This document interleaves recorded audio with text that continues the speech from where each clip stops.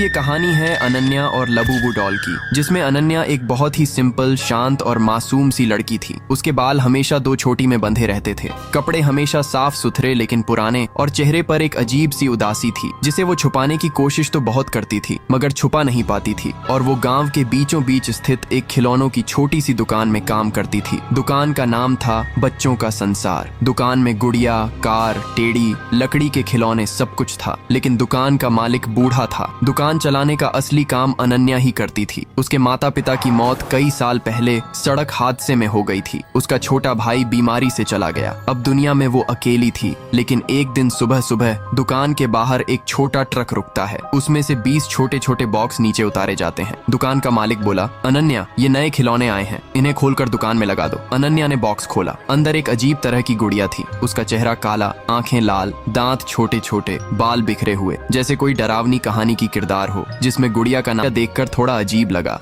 ये कौन ऐसे खिलौने बनाता है? बच्चे तो डर जाएंगे, उसने बुदबुदाते हुए कहा। लेकिन हर बॉक्स में वही डॉल थी, एक जैसी दिखने वाली 20 लबूबू डॉल्स। इतनी डरावनी गुड़िया दुकान में पहली बार आई थी। गुड़ियों को डिस्प्ले में लगाते समय अनन्या ने देखा कि एक गुड़िया की आंखें उसकी तरफ घूम कर देख रही थी। उसने झट से पीछे देखा, पर गुड़िया बिल्कुल उसी पोजीशन में बैठी थी। उसने सोचा कि ये शायद मेरा वहम होगा। फिर उसने बाकी डॉल्स भी सेट कर दी और दुकान खोल दी। दिन भर में अजीब अजीब चीजें हुई। दुकान में भीड़ आ गई, जबकि सामान्य दिनों में इतनी भीड़ नहीं होती थी। हर आने वाला ग्राहक वही एक डॉल पूछ रहा था, लबूबू डॉल है क्या? हमारी बेटी को यही चाहिए, हमारे बेटे ने टीवी पर देखा है। अनन्या हैरान थी, क्योंकि इस खिलौने का न कोई ऐड आया था, न गांव में कोई इसे जानता था। फिर भी हर ग्राहक सिर्फ लबूबू डॉल लेने आया था। सिर्फ कुछ ही घंटों में 20 में से 19 डॉल्स बिक गए। सिर्फ एक आखिरी डॉल बची थी, जो अनन्या के सामने काउंटर पर रखी थी। दुकान बंद करने का समय हो गया था। दुकान मालिक ने कहा कि आज की सेल बहुत अच्छी हुई है, आखिरी वाली डॉल तुम ही रख लो। अनन्या ने डरते डरते पूछा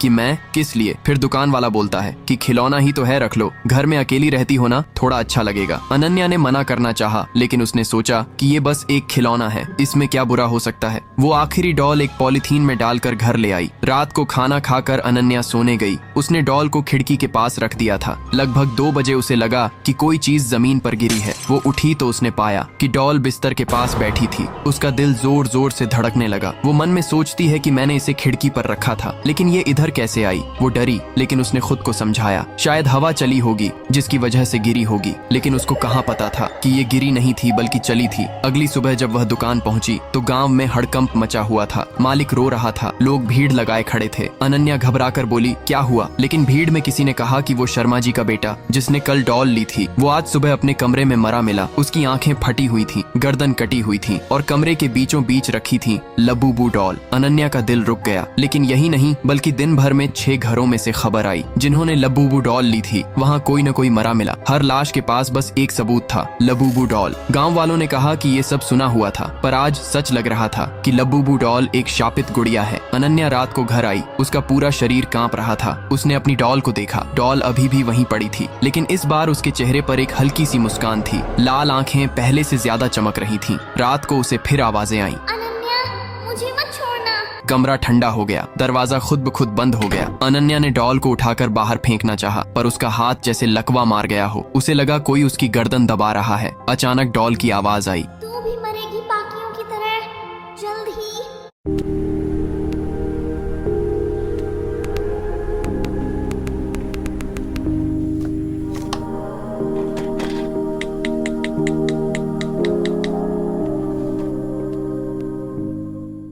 अगले दिन पूरा गांव कर्फ्यू जैसा सुनसान था। हर घर में लोग दरवाजे बंद करके बैठे थे, क्योंकि हर कोई जान चुका था कि लबूबू डॉल्स इंसानों को मार रही है। उस रात अनन्या चीखते हुए जागी। डॉल उसके सीने पर बैठी थी। उसकी आंखें तेजी से घूम रही थीं। उसका छोटा शरीर धीरे धीरे बड़ा होने लगा। डॉल के हाथों में नुकीले नाखून उगाए। अनन्या चिल्लाई, मदद करो, कोई है? पर कोई नहीं आया। लेकिन अनन्या ने हिम्मत करके डॉल को नीचे फेंक दिया। उसने देरी न करते हुए डोल में आग लगा दी और उसकी राख को जार में डालकर पास की नदी में बहा दिया। उस रात ये सारा किस्सा उसने अपने अपने बॉयफ्रेंड राइस्टार को फोन पर बताया। अनन्या को लगा कि शायद अब उस लबूबू डॉल से उसे छुटकारा मिल गया है, लेकिन अगली सुबह अनन्या के घर से उसकी डेड बॉडी मिली और उसकी बॉडी के पास वही लबूबू डॉल पड़ी थी जिसके होंठों पर खून लगा हुआ था। अगले 3 दिनों में कुल 19 परिवार, 19 लाशें और हर लाश के पास वही डॉल। जिन घरों में डॉल गई थी वहाँ कोई भी जिंदा नहीं बचा। गाँव वाले डर के मारे गाँव छोड़ने लगे, लेकिन जैसे ही ये बात राइस्टार को पता चली तो वो तुरंत गाँव में आता है। वो सिर्फ अब अपनी अनन्या का बदला लेने आया था। फिर उसने जैसे ही गाँव में कदम रखा, हवा और ठंडी हो गई।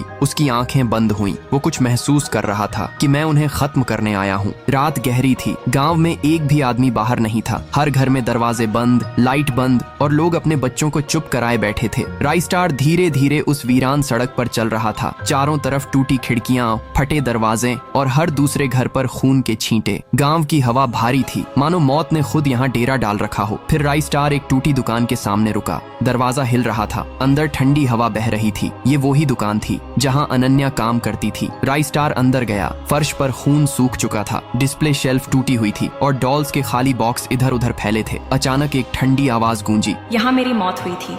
राइस्टार मुड़ा। उसके सामने एक लड़की की धुंधली सी आकृति थी। सफेद कपड़े, बिखरे बाल, आंखें उदास। राइस्टार ने पूछा कि तुम अनन्या हो? आत्मा ने सिर हिलाया। फिर अनन्या बोलती है कि डॉल ने मुझे मार दिया। अब उसकी आवाज में दर्द था, लेकिन नफरत भी। फिर राइस्टार रोते हुए बोलता है कि मुझे बताओ, लबूबू डॉल का श्राप कैसे शुरू हुआ? उसके बाद अनन्या बोलती है कि सालों पहले इस गांव के किनारे एक औरत रहती थी। नाम था कमलावती। उसकी एक बच्ची थी चांदनी, लेकिन एक रात गांव के लोगों ने उसे जादूगरनी कहकर मार दिया, क्योंकि वो अजीब सी चीजें बनाती थी पर आत्माओं के साथ। चांदनी रोती हुई अपनी माँ की लाश पकड़े थी। उसका भी दिल दर्द से भर गया। मरते समय कमलावती ने एक श्राप दिया, मेरी बच्ची को जिसने रोते देखा उन सब पर मौत का साया पड़ेगा और उसकी आत्मा एक दिन उसकी डॉल में बस जाएगी। सालों बाद वही डॉल लबूबू इस गाँव में पहुंची और चांदनी का बदला लेने वाली आत्मा डॉल्स में घुस गई। एक डॉल मरी नहीं बल्कि 20 डॉल्स में बदल गई और हर डॉल एक इंसान का खून पिए बिना शांत नहीं रहती। राइस्टार ने गहरी सांस ली और बोला, तो ये एक माँ के भूत का बदला है। अनन्या ने कहा, मेरी मौत अब हो चुकी है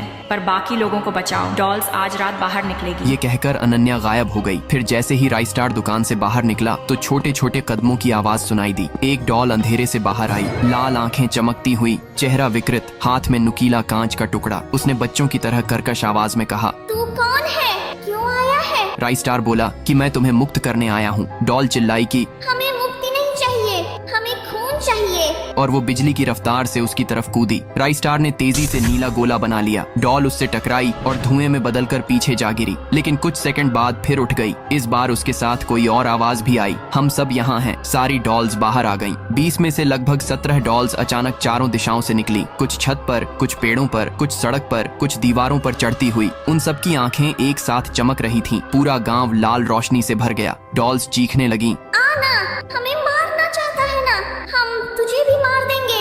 वे राइस्टार के चारों तरफ गोल घेरा बनाकर घूमने लगी। उनकी चाल इंसानों जैसी नहीं, जैसे हड्डियां टूटती पिचकती हों। राइस्टार ने अपनी किताब खोली और एक मंत्र पढ़ा। फिर अंगारों जैसी हवा चली, लेकिन डॉल्स मंत्र के पास आते ही पीछे हटती। फिर अचानक पूरी शक्ति से हमला करती। अचानक जमीन हिलने लगी। एक बहुत मोटी, बड़ी और काली परछाई सामने आई। राइस्टार चौंक गया। ये वही थी लबूबू क्वीन, जहाँ